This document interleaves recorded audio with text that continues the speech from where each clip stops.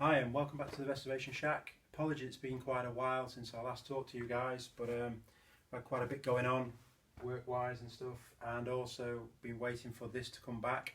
So as you'll have seen in the first video, when I was sort of start the big project, but also kind of giving a tutorial on what tools I needed to strip a lowrider bike down, this sort of was the end result. So we got it down to the frame in the last video. If you haven't seen that, I'll put a link up there at the top for you. And now, this might give the game away to some of your hardcore lowrider fans, but this might sort of give it a bit of an insight into what's coming up. So basically, I've had the frame painted in a candy red, so I've basically protected it to stop it getting damaged or anything like that, so a really nice high shine on it. And then we're going to start the build.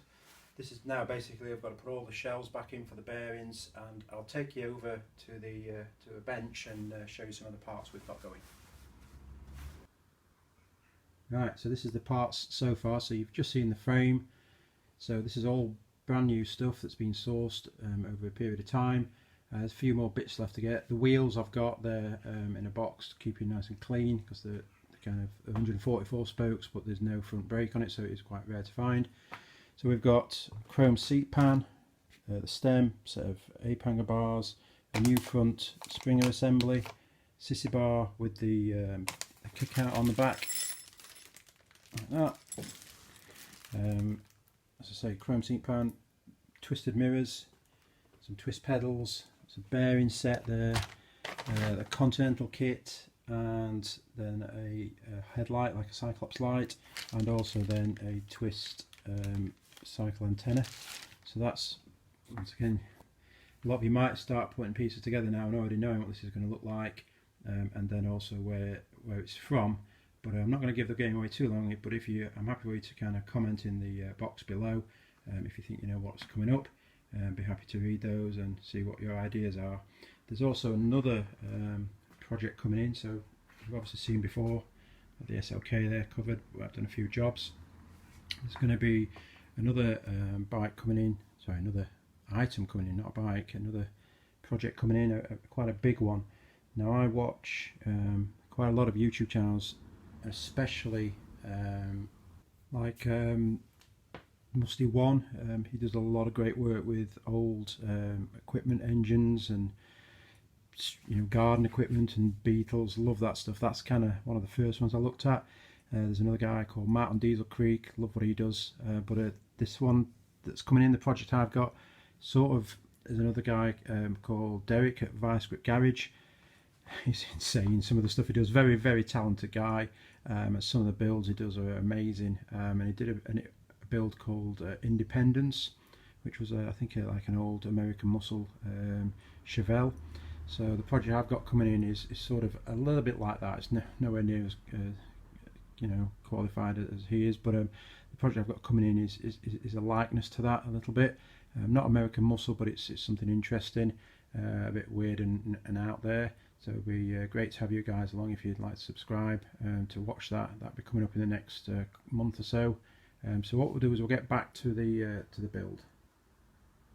So I've come to unpack the headset bearings and the cages, and found that they're wrong. So I've got a 1-inch headset kit there, and it sits, and it's about the same size as the head itself. So I'm not great when it comes to measurements on these, different sizes, imperials and metrics. But that might be a 7/8 or 3/4 inch. So I'm gonna have to just kind of go away. I might even take the frame to a local store and see if they can just match the bearing up for me, rather than just buying and getting it incorrect. But I'm sure I'll pop these in the box. They'll come up useful for something else. So that's going to probably halt it just for now, because I have got old ones, but I'm trying to do this as a new build. Just want everything to be brand new because of what it's going to be. So I think we'll probably pause on that until I've just got these cages. I'm just waiting on the bottom brackets, the cage for that to come. So that sort of stops me where I am, because I can start putting seat posts in, but I want to really focus on getting the bike built up. I'd also say, what do you guys want to see? I've done videos on cleaning the chrome, on rebuilding the wheels, the 144 spoke wheels.